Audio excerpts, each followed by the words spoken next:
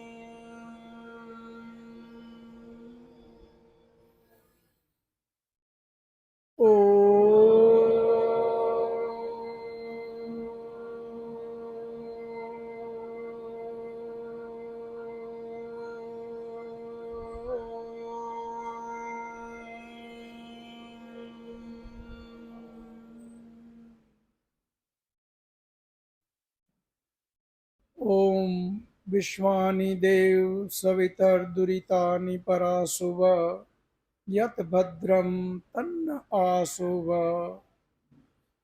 હે પરમ કૃપાળુ પરમાત્મા, હે દયાળુ, તું એવી કૃપા કર મારી અંદર રહેલા દુર્ગુણ દુર્વ્યસન એ બધા જ મારાથી કોસો દૂર થઈ જાય અને જેનાથી મારું કલ્યાણ થાય, જેનાથી મારી આત્મિક ઉન્નતિ થાય એવા સદગુણોથી તું મને ભરી દે.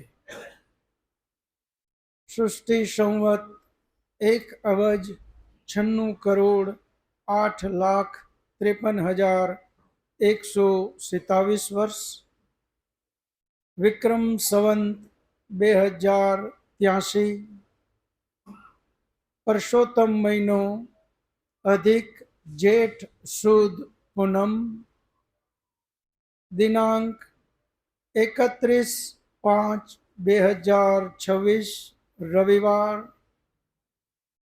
વૈદિક મહાસભા દ્વારા વેદ અધ્યયનની આ 89મી કક્ષા, ઈશો ઉપનિષદની આ 9મી કક્ષા, જેમાં આપ સૌ વેદ જ્ઞાન પીપાસુ ધર્મ પ્રેમી ભાઈઓ તથા બહેનોનું હાર્દિક સ્વાગત છે.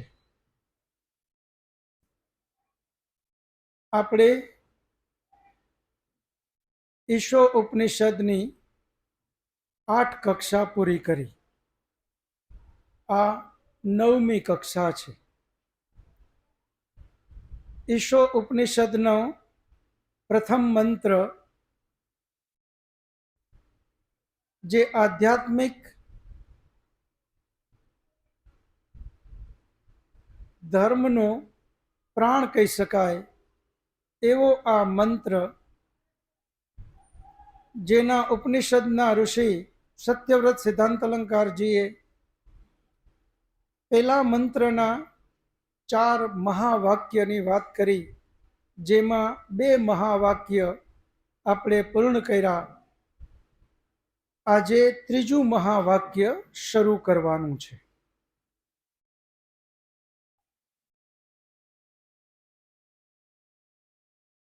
જેમની પાસે આ ઉપનિષદ પ્રકાશ ગ્રંથ હોય એ બધા જ ઉપનિષદ પ્રકાશમાં ઈશાવાસ્ય ઉપનિષદ પાના નંબર 19, ત્રીજું મહાવાક્ય, તેન त्यक्तेन भुंजी था. ईशावास्य उपनिषद का तीसरा महावाक्य है, त्याग पूर्वक भोग करो, तेन त्यक्तेन भुंजी था. उपनिषद के ऋषि जब 2 मूल तत्वों की तरफ ध्यान खींचा, ईश्वर तथा संसार, तो प्रश्न उठा कि इन दोनों का समन्वय कैसे हो. अध्यात्मवादी त्याग की बात करता है, आदि भौतिकवादी संसार के भोग की बात करता है. ऐसी हालत में इन दोनों के समन्वय में अध्यात्म और आदि भौतिक का मेल होना उचित है। उसी मेल को तेन त्यक्तेन भुंजीथा कहा है। आध्यात्म कहता है त्याग, आदि भौतिक कहता है भोग।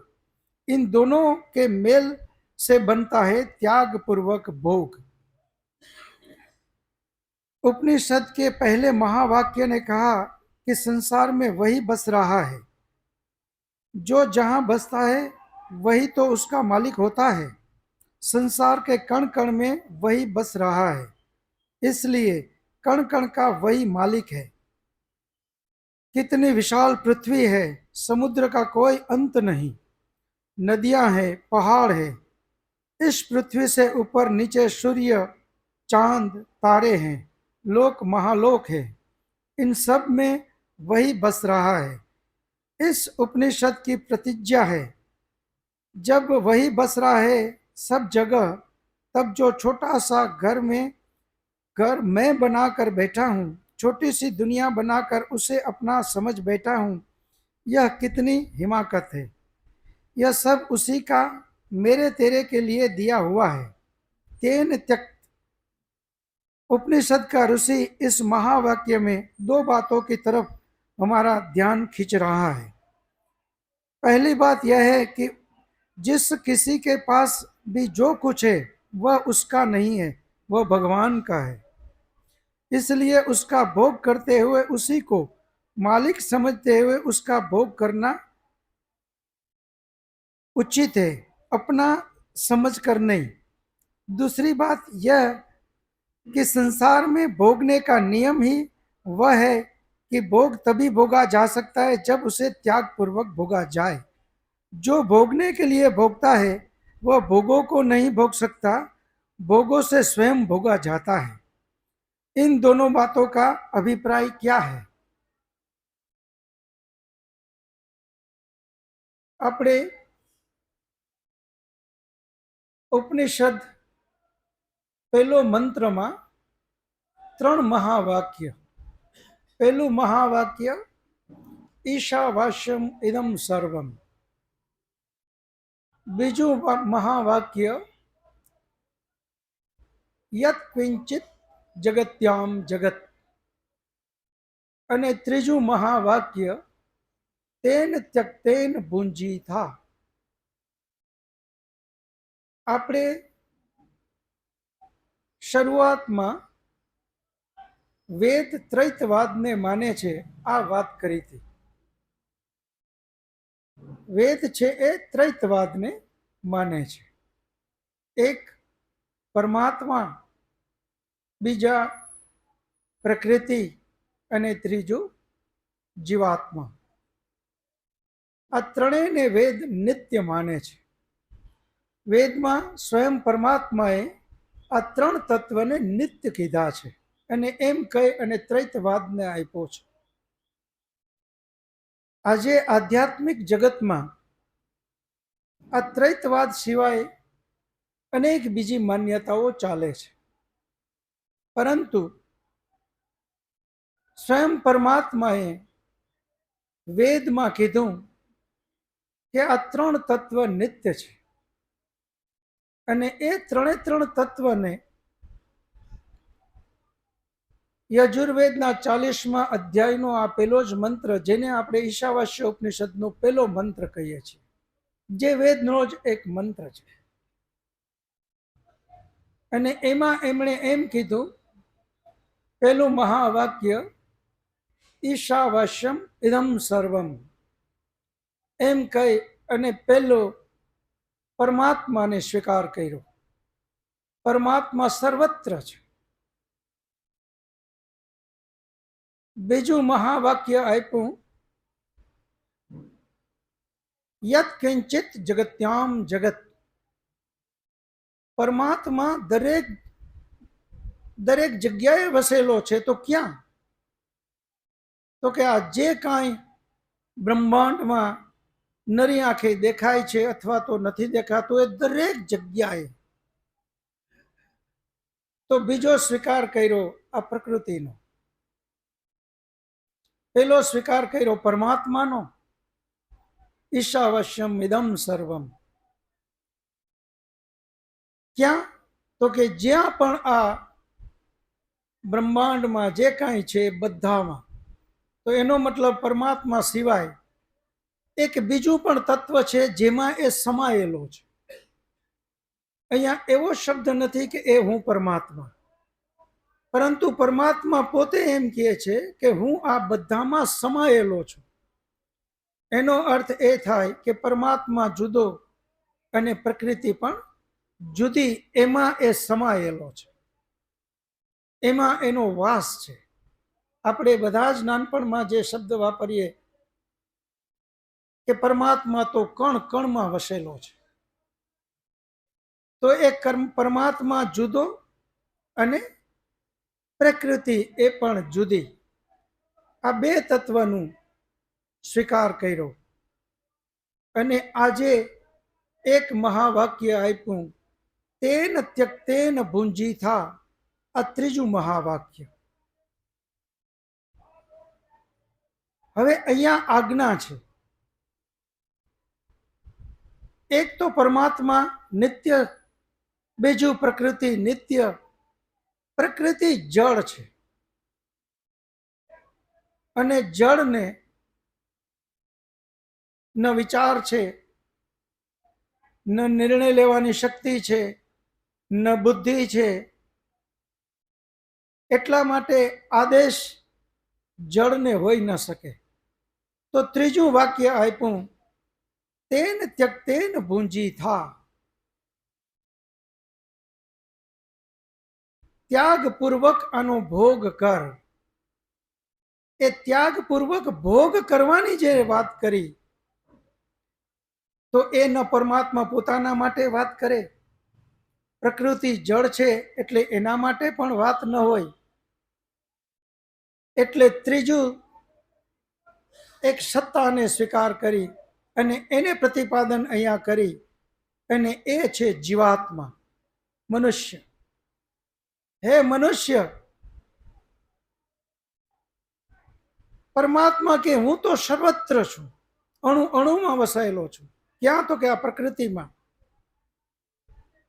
હવે તારે આનો ઉપભોગ જે કરવાનો છે એ ઉપભોગ તું ત્યાગપૂર્વક કર.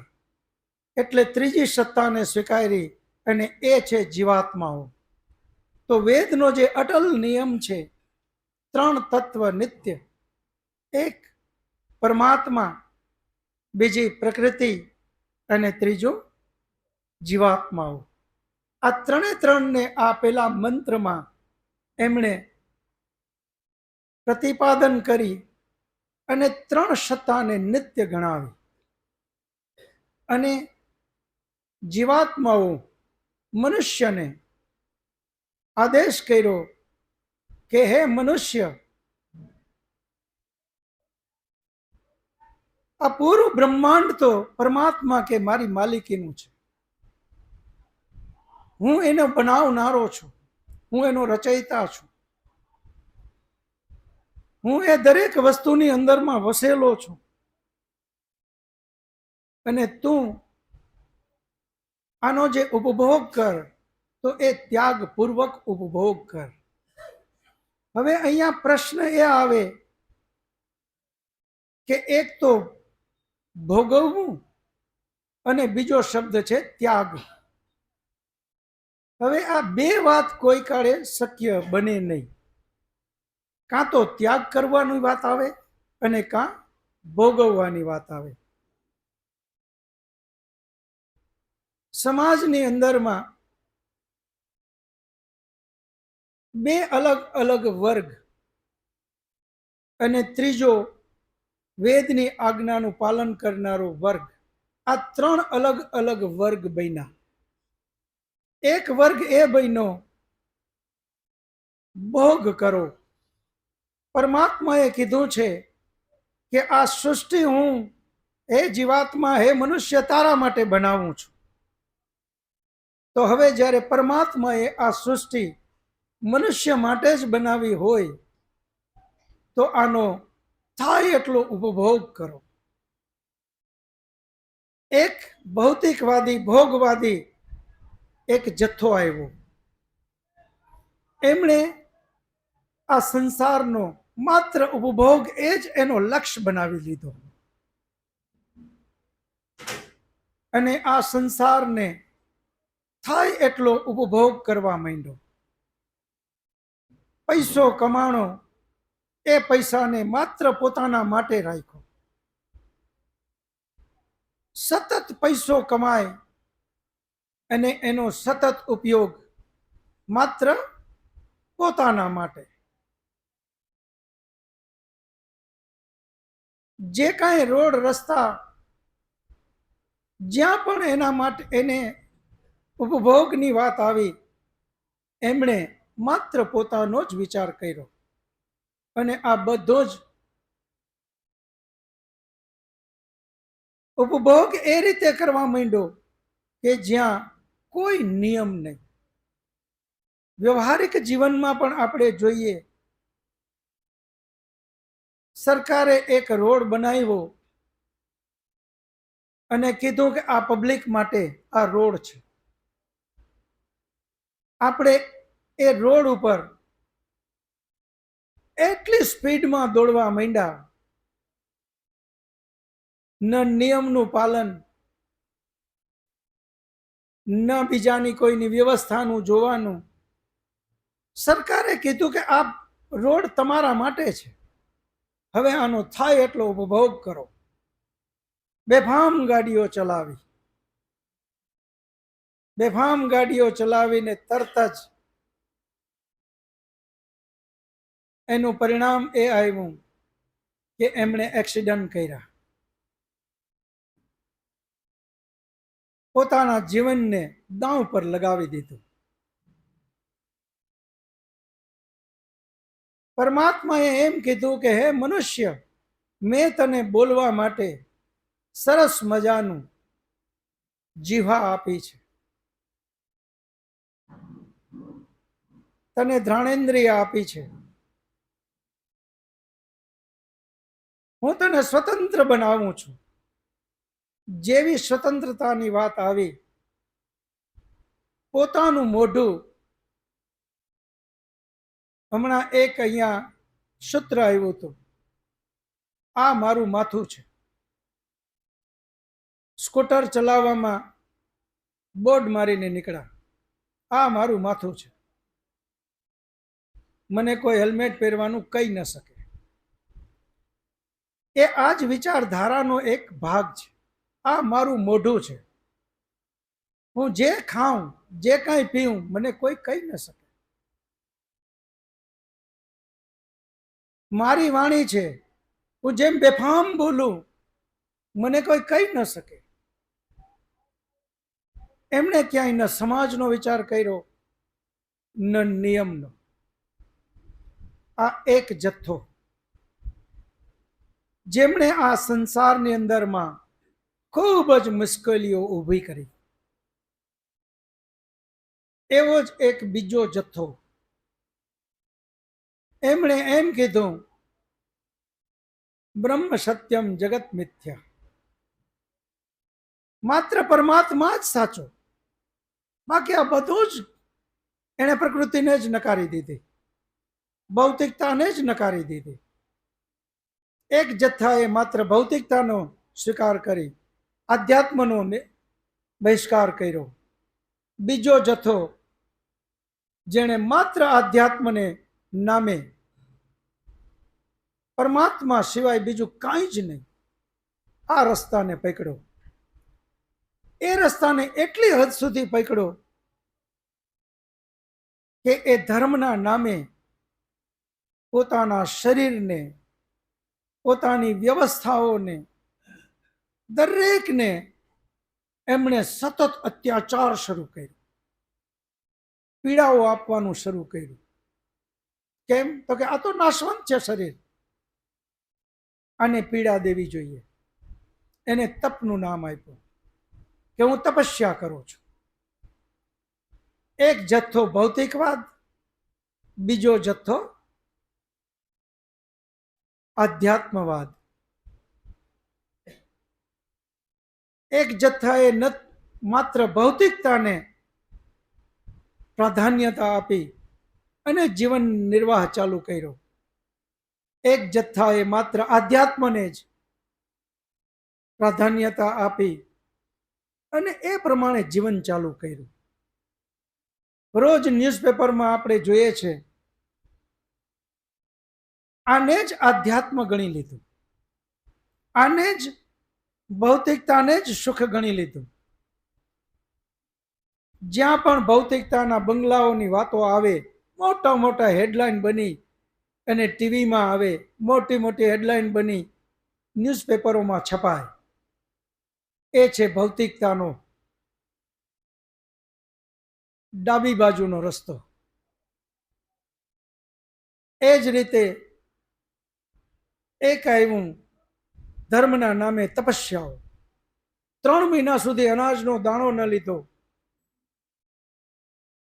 નિંદર ન કરી, પોતે ખડે પગે રહી અને એવી વ્યવસ્થા કરી કે ત્યાં જ એ સૂઈ લે.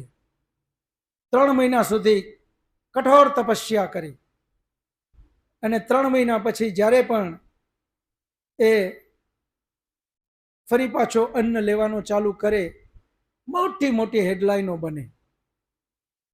અને આણે તો આવડી મોટી તપસ્યા કરી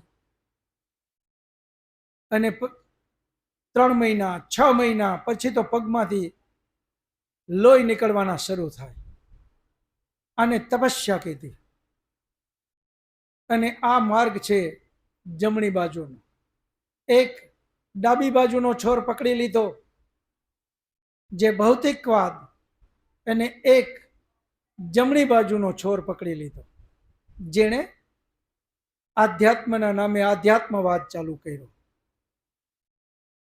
જ્યારે ઉપનિષદનો ઋષિ એક મધ્યમ માર્ગની વાત કરે છે. એમણે આ છોરને પણ નકામો નથી કીધો, એમણે આ છોરને પણ નકામો નથી કીધો. બંને છેડાને ભેગા કરી અને મધ્ય માર્ગે ચાલો, એનું નામ છે ઉપનિષદનો માર્ગ. જ્યાં ભૌતિકતાનો પણ સ્વીકાર અને આધ્યાત્મનો પણ સ્વીકાર, એમ કહી અને ત્રીજું મહાવાક્ય આપ્યું, તેન ત્યક્તેન ભુંજી થા. હે મનુષ્ય, આ બધું જ પરમાત્માનું છે, આમાં તારું કંઈ જ નથી. એનો અર્થ એ નથી કે તારે માત્ર કંઈ જ નથી તો આ બધું જ નકામું કરી અને નીકળી પડવાનું. પરમાત્માએ એમ કીધું કે હે મનુષ્ય, આ બધું જ તારા ઉપભોગ માટે હું બનાવું છું. તો એનો અર્થ એ નથી કે મારે બધું જ થાય એટલું ઉપભોગ કરી લેવાનો છે. આ બંને વસ્તુનું જ્ઞાન આપવા ત્રીજું મહાવાક્ય આપ્યું, તેન ત્યક્તેન ભુંજી થા. એ મહાવાક્યનો મતલબ જ આપણે જે કર્મના સિદ્ધાંતમાં કર્મના 5 પ્રકાર કીધા, એક પુણ્ય, બીજું પાપ, ત્રીજું મિશ્રિત, ચોથું અને પાંચમું પુણ્યના પાછા 2 વિભાગ, એક સકામ પુણ્ય અને એક નિષ્કામ પુણ્ય. તેન ત્યક્તેન ભુંજી થા જે છે, એ સકામ પુણ્ય અને નિષ્કામ પુણ્ય માટેની વાત કરે છે. અને મધ્યમ રસ્તો આપણે લેવાનો છે. ના તો શરીરને તોડી નાખવાનું છે, ના તો આ સંસારના ઉપભોગ માત્ર ભોગ ભોગવવા માટે કરવા માંડવાનું, પરંતુ બંનેનો સમન્વય કરી અને જીવનની એક પગદંડી બનાવવાની છે. એ છે મધ્યમ માર્ગ. તેન ત્યક્તેન ભુંજી થા. હે મનુષ્ય, જેણે જેણે પણ આ સંસારના ભોગ ભોગવવા માટે જ સતત ભોગ ભોગવવાનું ચાલુ કર્યું, ઉપનિષદનો ઋષિ કહે છે એ ભોગને ભોગવી શકતો નથી. એક દિવસ એવો આવે કે ભોગ એને ભોગવી લે છે. દરેકની એક મર્યાદાઓ છે. અને એટલા માટે ભોગ ભોગવવાનો તો છે, પરંતુ બંનેનો સમન્વય કરી ત્યાગપૂર્વક ભોગવું. આ ત્યાગપૂર્વક કઈ રીતે ભોગવું? કાં તો ત્યાગ થઈ શકે, કાં તો ભોગવી શકાય. પરંતુ ઉપનિષદનું ઋષિ આપણને કહે છે કે ત્યાગપૂર્વક ભોગવું. જે કાંઈ ભોગ છે એ પરમાત્માએ આપણી જરૂરિયાત માટે ઊભા કરેલા છે. જરૂરિયાત શબ્દ અલગ છે અને એનો અતિરેક એ અલગ વસ્તુ છે. આપણે બધાએ અતિરેક પકડ્યા. ભોગવાદમાં તો કે અતિરેક, અને ધર્મમાં અતિરેક, અને એના માટે જ આપણે આ પછી બધી વાતો કરીએ. ફલાણા ભાઈ પાસે તો ઓહો શું જાહો જલાલી. ઘરની અંદરમાં સોનાના તો નળ ફિટ કર્યા છે. એનો આલીશાન બંગલો, અને એ બંગલાના લિવિંગ રૂમમાં જઈએ ત્યારે આપણે ખબર પડે કે ઓહો આ જાહો જલાલી. એ અતિરેકમાં આપણે પણ ગૂંચવાઈ ગયા. પરંતુ એ અતિરેકની કોઈ મર્યાદા નથી. જેમ જેમ એમાં આગળ વધે, એની પાસે પાછળ જોવાનો સમય નથી. એ આગળ આગળ આગળ આગળ સતત એની દ્રષ્ટિ આગળ રહે. ભોગનો કોઈ અંત નથી. એ સતત આગળ જોઈ જોઈ જોઈ એની અંદરમાં સતત અસંતોષ. હજી મારા કરતા ત્યાં હજી સારું છે, હજુ આના કરતા આગળ વધું, હજુ આના કરતા આગળ વધું. પરંતુ એ ભૂલી ગયો ઈશાવાસ્યમ ઇદમ સર્વમ યત કિંચિત જગત્યામ જગત. જગત્યામ જગત, આ તો ગતિમાન જગત છે. અહીંયા કોઈ વસ્તુ સ્થિર નથી. બધું જ ગતિમાન છે. અને આપણે આને પકડી અને એના સ્વામી બનવા માંડ્યા, સ્વચ્છંદી બન્યા, અતિરેક કર્યો. પરમાત્માએ આને ગતિમાન બનાવ્યું. જ્યાંથી આપણે લઈને આવ્યા એ ત્યાંથી ગતિ કરીને આપણી પાસે આવ્યું. ફરી પાછો એ જ વસ્તુ આપણી પાસેથી ગતિ કરીને એ ક્યાંક જવાનું છે. કાલાંતરે અગર આપણે એને નહીં છોડીએ તો પરમાત્માએ આ શરીરની આયુષ્ય પણ એક નક્કી કરીને મોકલેલું છે. એક દિવસ એ બધું તો છોડવું પડશે, પરંતુ આ શરીરને પણ છોડવાની વાત છે.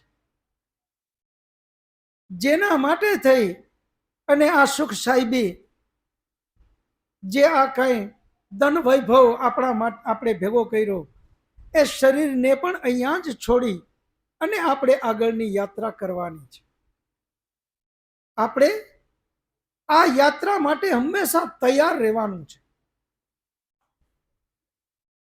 એવું ક્યારેય નહીં બને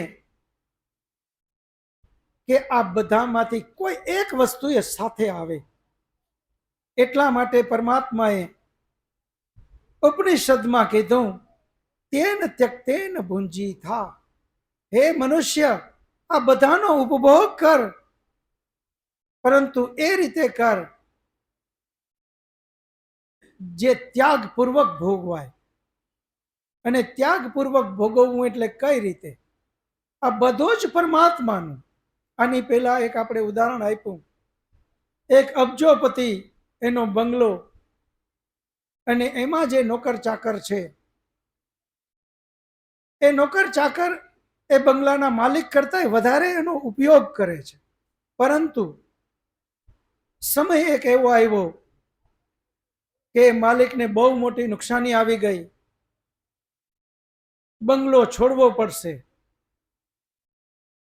એ બંગલાને છોડતી વખતે નોકરને કોઈ પ્રકારનું દુઃખ નથી, કારણ કે એણે માનેલું છે કે આમાં મારું કંઈ નથી.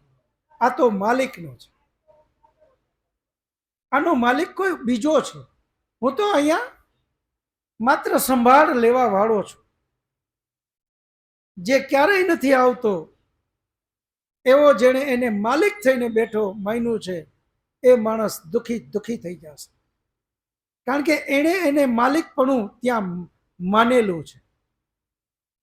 આ જ વસ્તુ ઉપનિષદનો ઋષિ આપણને શીખવે છે કે હે મનુષ્ય, આ બધું જ પરમાત્માનું છે અને એમાં પણ ગતિમાન છે. જગત્યામ જગત, આ જગત શબ્દ જગત્યામ એટલે ગતિમય, અતિશય ગતિ, એના ઉપરથી જ જગત શબ્દ બનેલો છે. અહીંયા કઈ જ સ્થિર નથી, આ બધું જ ગતિમાન છે. આને રોકવાનો પ્રયત્ન ન કર. આના માટે સતત એ રીતે ઉપભોગ કર કે મારી જરૂરિયાત પૂરતું હું ઉપભોગ કરું. બાકી તો આ બધું જ પરમાત્માનું છે, મારું કંઈ જ નથી. અને જે મારું છે, જે મને આ આયુષ્ય, જ્યાં સુધી મારું મનુષ્ય શરીર છે ત્યાં સુધી જે કામ આવે, એના પછી જે આત્મા કે મારા માટે જે છે, અને એ છે અધ્યાત્મ. સાચી દિશામાં ધર્મના માર્ગ પર ચલીએ, સાચી દિશામાં આધ્યાત્મિક માર્ગ ઉપર આપણે ચાલીએ. સંસારનો ઉપભોગ ત્યાગપૂર્વક ભોગવીએ. જે સરકારે કીધું કે આ રોડ રસ્તો હું તારા માટે બનાવું છું, એની સાથે એણે નિયમ બનાવેલો છે. અહીંયા સ્પીડ 80ની, આ રોડ ઉપર 80 થી વધારે સ્પીડ નહીં કરાય. આ રોડ ઉપર માત્ર પૂર્વથી પશ્ચિમ દિશાનો રોડ હોય તો એ બાજુ ચાલવાનો. સામેથી જો આવશું તો એક્સિડન્ટ થશે. 80 ને બદલે 150 ઉપર ચલાવશું તો એક્સિડન્ટ થશે. સરકારે જે કાંઈ વસ્તુનો આપણને ઉપભોગ કરવાની વાત કરી, એની સાથે નિયમ બનાવ્યા. આનો ઉપભોગ કરવાનો છે, બસમાં સવારી કરવાની છે. હવે તો ઘણું સારું છે, ઘણો સુધાર આવ્યો. પરંતુ થોડા વર્ષ પહેલા જ આપણે જોઈએ, આ રાષ્ટ્રની અંદરમાં એકે એક વ્યક્તિ મંદિરે જાનારો, એકે એક વ્યક્તિ ધર્મ સાથે જોડાયેલો, કેવાતા ધર્મ સાથે જોડાયેલો એવો વ્યક્તિ એ ખૂબ સારી લક્ઝરી બસમાં બેસે અથવા તો ટ્રેનમાં ખૂબ સારી સુવિધાઓમાં બેસે,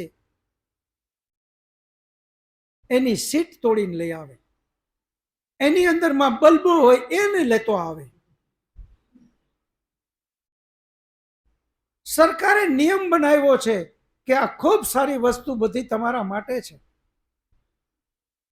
પરંતુ આનો ઉપભોગ મર્યાદામાં રહીને કરજો. આનો ઉપભોગ અમર્યાદિત થઈને કરશો તો જેલમાં જવું પડશે. ત્યાંથી તો આપણે બચી જઈએ છીએ, કારણ કે આપણે જોઈએ કે અહીં તો કોઈ જોનારો નથી. અને એ ખૂબ સારામાં સારી ટ્રેન, એની અંદરમાં સરસ મજાની સ્ક્રીન. આપણે એ પણ જાણીએ કે આ સ્ક્રીન કોઈ કામની નથી અહીંથી કાઢ્યા પછી મને, છતાં એ સ્ક્રીન કાઢીને લેતો આવે. ખુરશીઓને તોડે, થિયેટરમાં જાય અને એવો કોઈક સીન આવ્યો અને એક થિયેટરની ખુરશીઓ બધી જ ગઈ, મોટા ભાગની ખુરશીઓને તોડી નાખે. ત્યાં તો આપણે દંડથી બચી શકશું, કારણ કે એ મનુષ્યની કોર્ટ છે.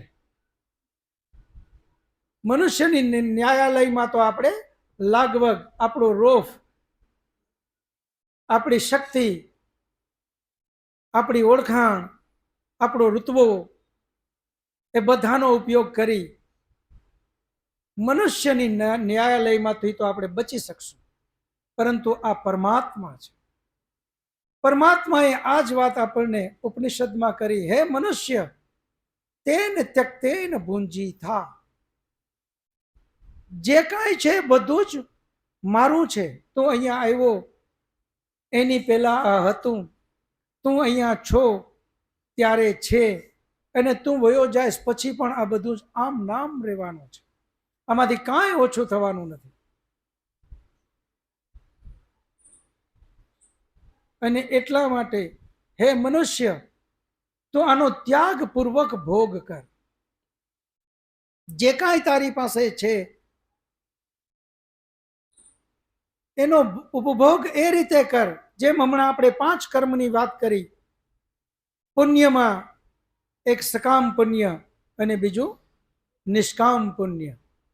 સકામ પુણ્યથી આગળ વધ, તારી યાત્રાને ચાલુ કર. તેન ત્યક્તેન ભુંજી થા. જે કાંઈ પરમાત્માએ તને બુદ્ધિ દીધી, બળ દીધું, ધન વૈભવ દીધો, આમાં તું માત્ર એકલો માલિક થવાનો પ્રયત્ન ન કર.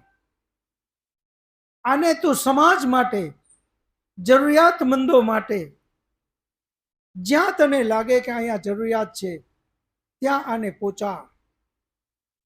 તેન ત્યક્તેન ભુંજી થા. આનો અર્થ એણે એમ નથી કીધું બધું જ એને આપી દે. તારી જરૂરિયાત છે એ જરૂરિયાતને પણ પૂરી કર, પરંતુ બાકીનું બધાનો માલિક થવાનો પ્રયત્ન તું ન કર. નહીતર આ જગત્યામ જગત આ ગતિમાન છે. તું નહીં આપે તો એક દિવસ તારે જવાનું છે. આ બધું આમ નામ છોડવાનું છે. અને પાછળથી જે કાંઈ આપણા સંતાન ખબર નથી ક્યાં કેવો ઉપયોગ કરે, બને નામ પણ ખરાબ થાય. અને એમાં પણ નામ તો એ જ વ્યક્તિનું આવે કે આણે તો આખી જિંદગી જોતરા તાયણા ભેગું જ કરતો ગયો, ભેગું જ કરતો ગયો, ભેગું જ કરતો ગયો, કોઈ દી આનો સદુપયોગ ન કર્યો, અને પાછળ જોવો તો પ્રજા કેવી પાકી. ઓલાએ આખી જિંદગી ભેગું કરવા માટે ખપાવી નાખી, અને આણે 5 વર્ષમાં બધો જ યાહોમ કરી દીધો. કારણ કે પરમાત્માએ આ પ્રકૃતિ બનાવેલી જ છે. જગત્યામ જગત, એનાથી મહાન આપણે નથી. એટલે આપણને વેદ અને ઉપનિષદનો ઋષિ કહે છે કે હે મનુષ્ય, તેન ત્યક્તેન ભુંજી થા. આ બધાનું જે કાંઈ પરમાત્માએ આપ્યું એને પરમાત્માનું ગણ, અને પછી ઉપભોગ કર. પેલા સકામ પુણ્ય કર, ભલે નામ, પ્રતિષ્ઠા, પદ, આ બધાની લાલચ છે, પણ એકવાર પુણ્યના રસ્તા ઉપર તો આગળ વધ. ભલે તારા નામનું બોર્ડ રાખ, ત્યાં બોર્ડ મરાવ કે આ મારા તરફથી, પરંતુ એકવાર દેવાનો અંદર સંસ્કારને તો પાડ. પુણ્યના સંસ્કારને પાડવા અતિ જરૂરી છે. અને એ પુણ્યના સંસ્કાર પડે, ધીમે ધીમે ધીમે ધીમે એ આગળ આગળ આગળ આગળ વધતો જાય, વધતો જાય, વધતો જાય. અને ધીમે ધીમે એક દિવસ એવો આવે કે પછી એ નિષ્કામ તરફ આગળ વધે. હવે નથી પદ પ્રતિષ્ઠાની લાલચ, નથી બોર્ડ રાખવાની ઈચ્છા. હવે તો માત્ર પરમાત્મા આ તારું છે, તે મને આટલી સરસ મજાની બુદ્ધિ દીધી, આટલું સરસ શરીર આપ્યું, આટલો સરસ પરિવાર આપ્યો, આટલો સરસ અર્ધાંગિની, આટલો સરસ પતિ. હે પરમાત્મા, તારો ખૂબ ખૂબ ધન્યવાદ. આ બધું જ તારું છે, તે દીધેલું છે, અને એનો જેટલો થાય એટલો સન્માર્ગમાં આગળ વધીએ. અહીંયા આપણું કંઈ ન ગણીએ. એક રમૂજ વાળો વાર્તા છે. એક ભાઈ, એમણે મોટો જમણવાર કર્યો, અને બધા જ પ્રતિષ્ઠિત લોકો જે બધા હતા એ બધા જમવા આવ્યા. બે બાજુ લાઈનમાં બધાને બેસાડી અને જમણવાર ચાલુ કર્યું. જમણવાર ચાલુ થયો અને જેણે જમણવાર કર્યો હતો એ વચ્ચે લટકા કરતો કરતો નીકળે. આમ સિસોટી મારતો જાય ને લટકા કરે ને આમ બધા ઓલા જમે છે. બધાને નવાઈ લાગે કે આ વળી શું, આને આમ જમાડવા તો શું આપણને એના બધા જાહો જલાલી બતાવવા માટે આ બધા લટકા કરે ને આ વળી શું, છોડો નથી જમવું કે થાવ ઉભા. એમ જ્યાં ઉભા થવા ગયા તો ઓલો જે આટા મારતો તો લટકા મારતો મારતો એણે કીધું કે ભાઈ તમારે જમો કે ન જમો, ઉભા થવું હોય તો ભલે, મારી એક વાત સાંભળશો? તો બધા કે બોલો શું તારે કેવું છે? આ લટકા છે ના કરે છે. એટલે ઓલા ભાઈએ કીધું કે ભાઈ આ લટકામાં વાત એ છે કે તમે જે કાંઈ જમો છો એ બધું જ એક ફલાણા ભાઈએ મને આપ્યું એ છે. તમે જ્યાં જમવા બેઠા છો એ પણ મારી મિલકતની નથી, આ તો ફલાણા વ્યક્તિની છે. આ જે કાંઈ સુખ સુવિધા, લાઇટ ને અહીંયા જે કાંઈ આજે આ બધુંનું ભાડું, એના માટે એક ભાઈએ મને કીધું કે તું તારે જમાડ, ભાડું હું આપી દઈશ. આ બધું જ બીજાનું છે, આમાં મારું જો કંઈ હોય તો એ તો આ લટકું છે. કે આ લટકું જો તમે બંધ કરાવી દેવો તો મારું તો કાંઈ નથી. ઓલા કે તો ભલે કર કર, તું તારે ચાલુ રાખ, અમે બધા જમીએ. આ તમે વિચાર કરો, તેન ત્યક્તેન ભુંજી થા. આપણે બધું જ આ જ રીતે જીવનને વ્યર્થ, એમને અભિમાન અભિમાન અભિમાન, એમાં આ જીવનને સતત આગળ આગળ અભિમાનમાં ને અભિમાનમાં 50 વર્ષ, 60, 70, 80, હું ક્યારે એવો ન વિચાર કર્યો રોડ ઉપર જે આળોટે છે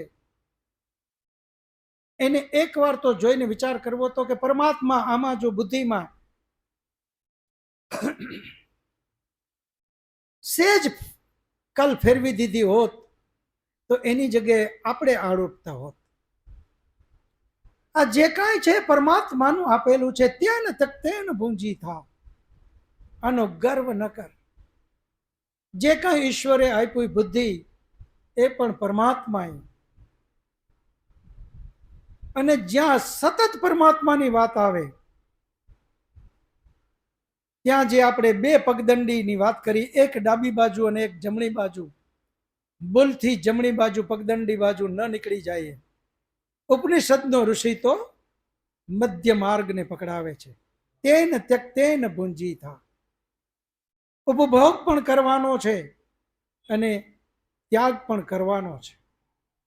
હવે સમય પ્રશ્નોનો થઈ ગયો. હરેશભાઈ અને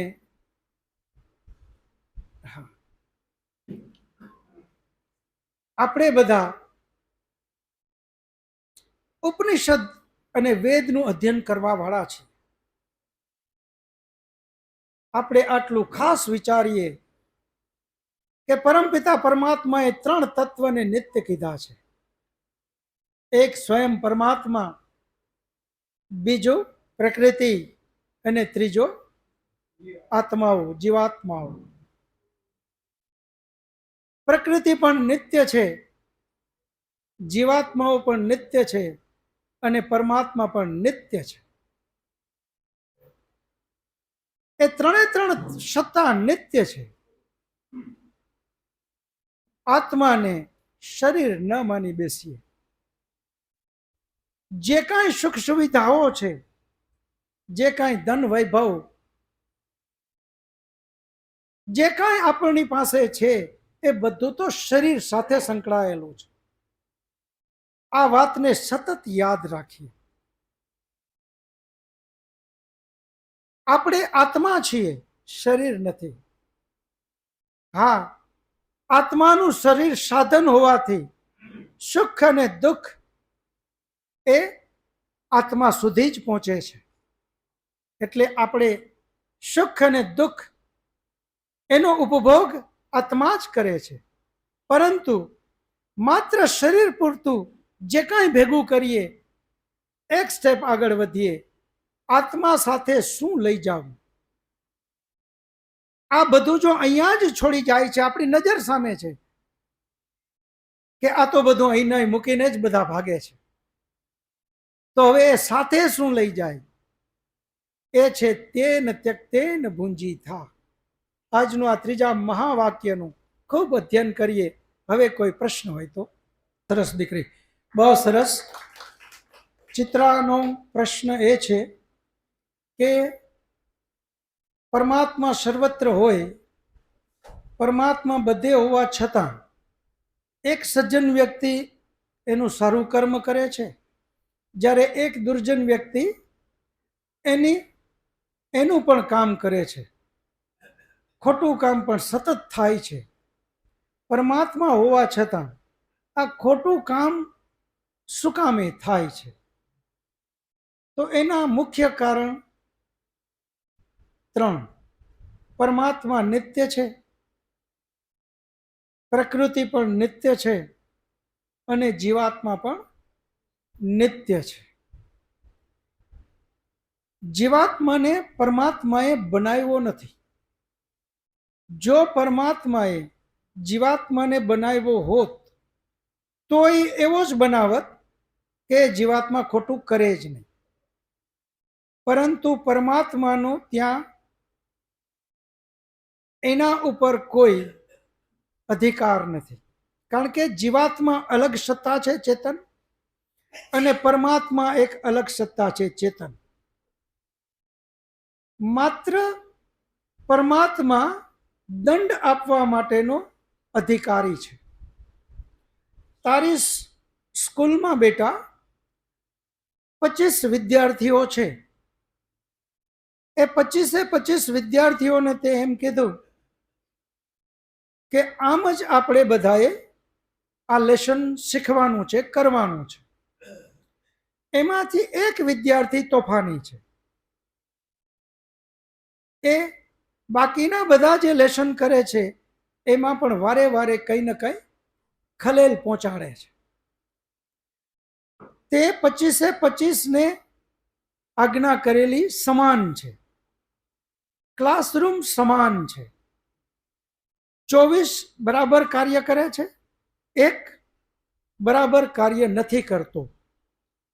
એને તું બરાબર કાર્ય શું કામે નથી કરાવી શકતી? કારણ કે એ અલગ ચેતન વ્યક્તિ છે, એના ઉપર તારો અધિકાર નથી. તું એને શિખામણ દઈ શકે છે, જ્ઞાન આપી શકે છે, દંડનો ભય પણ બતાવી શકે છે, પરંતુ કરવું તો એને એની ઈચ્છા મુજબ છે, કારણ કે એ અલગ સત્તા છે. એ અલગ સત્તા હોવાથી એ એની રીતે કરે છે, એના ઉપર તારો કોઈ અધિકાર ચાલતો નથી. સેમ પરમાત્માની આ સૃષ્ટિમાં પણ એ જ વસ્તુ. આત્માઓ અલગ સત્તા છે. એ બધા જ આત્માને જ્યારે શરીર આપે ત્યારે પરમાત્મા એમને કહે છે, પરમાત્માએ જ્યારે આત્માઓને આ શરીરમાં મોકલા ત્યારે આ જ શિખામણ દીધી છે, આ જ્ઞાન આપ્યું છે કે હે આત્મા, ધ્યાન રાખજે, તારે ખોટું કરવાનું નથી, ખોટું બોલવાનું નથી, અન્યાય કરવાનો નથી, અત્યાચાર કરવાનો નથી, વ્યભિચાર કરવાનો નથી. જે કાંઈ ભોગ મેળવ એ બધું જ પરમાત્માનું માની અને ત્યાગપૂર્વક ભોગવવાનું છે, માલિક થઈ બેસવાનું નથી. આ બધી જ શિખામણ આપીને એણે મોકલો. પરંતુ આત્મા, એની સત્તા અલગ છે, એ પરમાત્માની અંડરમાં નથી આવતો. આત્મા પણ એક ચેતન સત્તા છે, એ નિત્ય છે, એને પરમાત્માએ નથી બનાવ્યું, એ પહેલેથી છે. જેમ પરમાત્મા નિત્ય છે પહેલેથી, એમ આત્મા પણ નિત્ય છે. અને એ જ આપણે ગીતાની અંદરમાં કૃષ્ણએ કીધું, આત્માને ન મારી શકાય, ન બાળી શકાય, ન ભીંજવી શકાય, ન કાપી શકાય, ન કઈ. જેને અજન્મા કીધો, જે જન્મ પણ આત્મા બન્યો નથી ક્યારેય, એ અજન્મા છે આત્મા પણ. હા, શરીરના રૂપે જોઈએ તો જન્મ લે છે, અલગ અલગ શરીરમાં જાય, પરંતુ આત્મા પોતે પહેલી વાર આવે આવું નથી. તો જ્યાં પણ આ રીતે પરમાત્માની આજ્ઞા વિરુદ્ધમાં જે કોઈ કરે છે, બને ક્લાસમાં ક્લાસ ટીચરની નજર ચૂકવીને એક વિદ્યાર્થી તોફાન કરી લે, કારણ કે ક્લાસ ટીચર અલ્પજ્ય, અલ્પશક્તિ, એકદેશી છે. જ્યારે પરમાત્મા સર્વત્ર સર્વજ્ય અને સર્વશક્તિમાન છે, એને ચૂકવી એની નજરને નો ગેરલાભ લઈ અને કોઈ કરી જાય, આવું શક્ય નથી.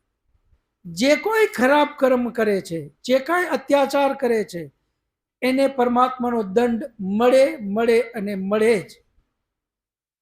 આપણે લોકો અહીંયા ભૂલ ક્યાં કરી બેસીએ, આ જન્મ પૂરતું વિચારીએ છીએ કે એક સજ્જન વ્યક્તિ આખી જિંદગી દુઃખી થાય છે, એક દુર્જન વ્યક્તિ આખી જિંદગી સુખી થાય છે.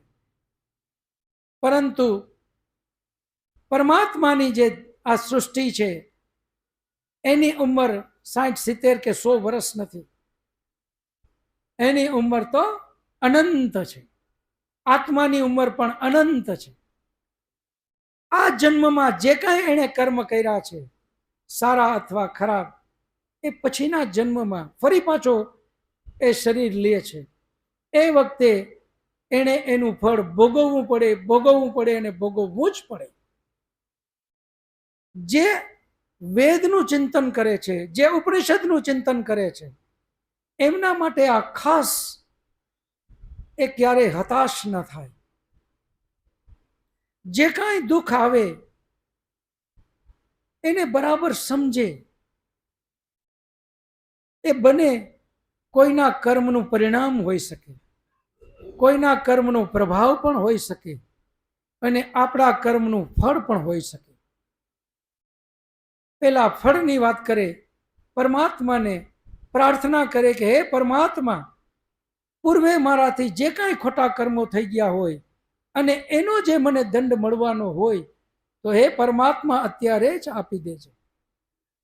અત્યારે હું દરેક રીતે સક્ષમ છું, એ દંડ ભોગવી શકું છું, મને આપી દેજે. હતાશ ક્યારેય ન થાય.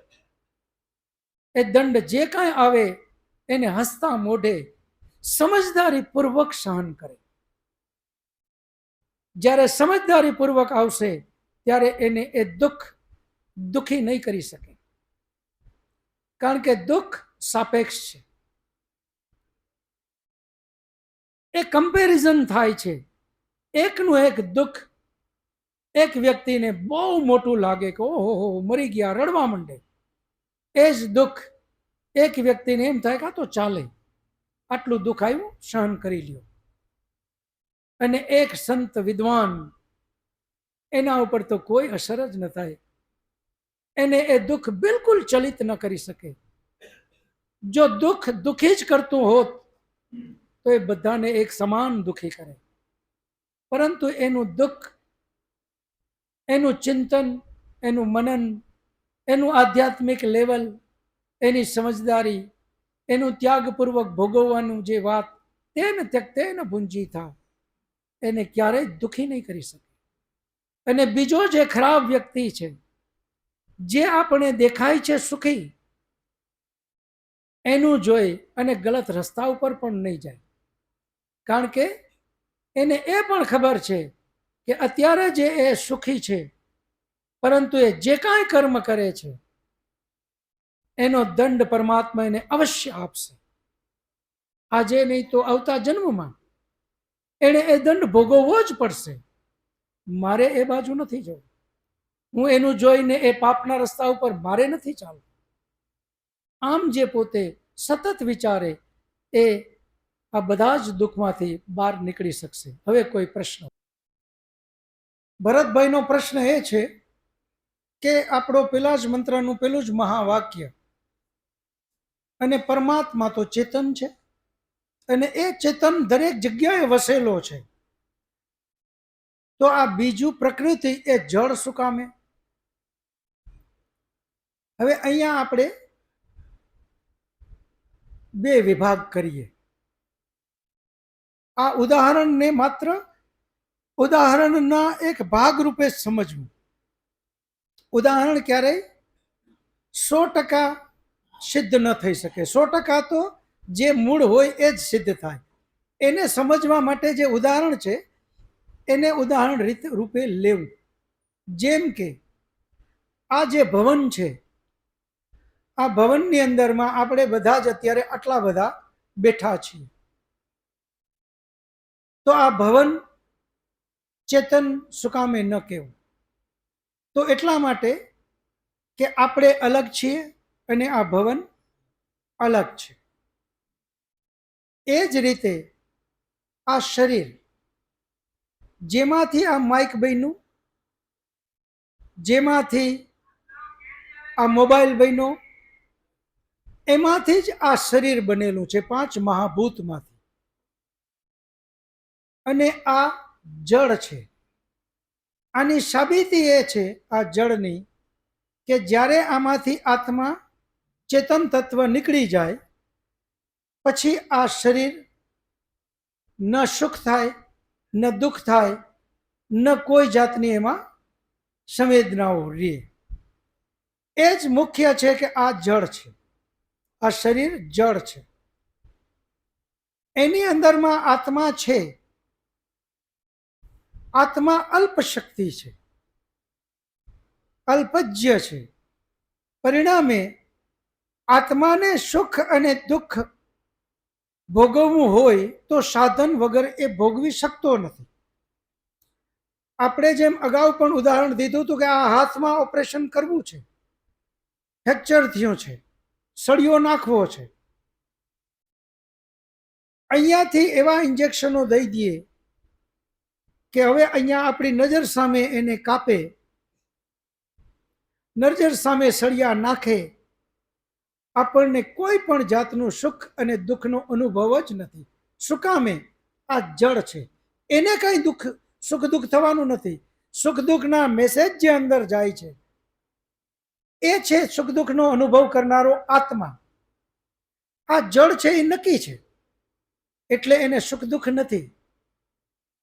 અહીંયા ઇન્જેક્શન મારી અને જે આત્મા સુધી મેસેજ પહોંચે એને ડિસ્કનેક્ટ કરી નાખ્યા, તો હવે સુખ દુઃખનો અનુભવ નથી. એ જ રીતે અહીંયા જ્યારે આત્મા એક ચેતન સત્તા બેઠી છે, એને સુખ અને દુઃખનો અનુભવ કરવાની વાત આવે, એ ચેતન સત્તા અલગ છે, આ શરીર અલગ છે. આ શરીર જે ચેતન દેખાય છે અત્યારે એ આત્માના હિસાબે દેખાય છે. એમ આ સમગ્ર સૃષ્ટિ ચેતન ભાસ થાય છે, એનું કારણ એમાં પરમાત્મા વસેલો છે. પરમાત્મા અલગ ચેતન સત્તા છે. આ જ્યારે ભવન જે તમે નરી આંખે જોવો છો ને એમાં ઈશ્વરને જે કલ્પના આપણે કરીએ છીએ કે એમાં છે, અને એ છે હકીકત છે, એ કલ્પના નથી. પરંતુ પરમાત્મા એની અંદર બેઠેલો છે. એનો અર્થ એ છે કે પરમાત્મા પૂરા બ્રહ્માંડમાં ઠાસો ઠાસ ભરેલો છે. પરમાત્મા વગર કોઈ જગ્યા બાકી નથી. આ પ્રલય કાળ આવશે ત્યારે આ પૃથ્વી પણ ખતમ થવાની છે. એનો અર્થ એ નથી કે આ પૃથ્વી ખતમ થઈ તો પરમાત્મા ખતમ થઈ ગયો. જેટલા ભાગમાં પૃથ્વી છે આજે પણ પરમાત્મા ત્યાં છે, અને પૃથ્વીનો પ્રલય થઈ જશે એવે વખતે પણ પરમાત્મા, પૃથ્વી આ જગ્યા છોડીને વહી ગઈ ત્યાં એ પરમાત્મા તો બેઠેલો જ છે. પરમાત્મા વગર તો કોઈ વસ્તુ છે જ નહીં. છેક આ પ્રલય થતો થતો થતો સત્વ, રજ અને તમ સુધી પહોંચી જાય, આ બધું જ ખતમ થઈ જાય. સૂર્ય ખતમ, સૂર્યમાં પણ અત્યારે પરમાત્મા બેઠેલો છે. પરંતુ સૂર્ય ખતમ થાય ત્યારે ત્યારે એ રિક્ત સ્થાનમાં પરમાત્મા તો છે જ. પરમાત્મા વગર તો કંઈ છે જ નહીં. અને આ બધું જ જળ વસ્તુ આગળ આગળ રૂપાંતર થઈ સત્વ, રજ અને તમ રૂપે જ્યારે વિઘટિત થઈ જાય ત્યારે પણ પરમાત્મા એ સત્વ, રજ, તમમાં છે. પરમાત્મા એના સિવાય પણ આ પૂરા બ્રહ્માંડમાં છે. સૃષ્ટિ કાળમાં પણ છે અને પ્રલય કાળમાં પણ છે જ. એ ચેતન સત્તા અલગ છે. એટલે એ મિક્સ કરી પરમાત્મા અને વળી પાછો સૂર્ય બનાવે, વળી પાછી પૃથ્વી બનાવે, વળી પાછો ચંદ્ર બનાવે, વળી પાછો વાયુ બનાવે, વળી પાછો જલ બનાવે. આ બધું જ ફરી પાછું બને. એ અલગ સત્તા છે. એટલે એને જળ કીધું. પરમાત્મા ત્યાં હોવાથી, આ શરીરની અંદરમાં આત્મા હોવાથી આપણે ચેતન ભાસ થાય છે. એ ચેતન નથી. એમ પરમાત્મા સર્વત્ર હોવાથી આ બધું જ ગતિમાન લાગે છે અને ચેતન ભાસ થાય છે. પરંતુ જળ એ અલગ સત્તા છે, પરમાત્મા અલગ સત્તા છે અને જીવાત્મા અલગ સત્તા છે. એટલે જ આપણે ત્રૈતવાદને બરાબર સમજજો. પ્રકૃતિ જળ અલગ, પરમાત્મા અલગ અને જીવાત્મા અલગ. તો આ આપણને સારી રીતે સમજાશે. સમય પૂર્ણ થાય છે. બધા ટટાર બેસી શાંતિ પાઠ કરી. એક બે જાહેરાતો છે, પ્રસાદ લઈને પછી છૂટા પડશું. શાંતિ પાઠ. ઓમ ધ્યો શાંતિરંતરિક્ષમ શાંતિ પૃથ્વી શાંતિરાપઃ શાંતિરૌષધયઃ શાંતિः वनस्पतयः शान्तिर्विश्वे देवा शान्तिर्ब्रह्म शान्ति सर्वं शान्ति शान्तिरेव शान्ति सामा शान्तिरेधि. ॐ शान्ति शान्ति शांति. सर्वेभ्यो नमः. सबको सादर नमस्ते जी. બે હાથ જોડી એકબીજાને નમસ્તે કરી લેશું. નમસ્તે નમસ્તે નમસ્તે.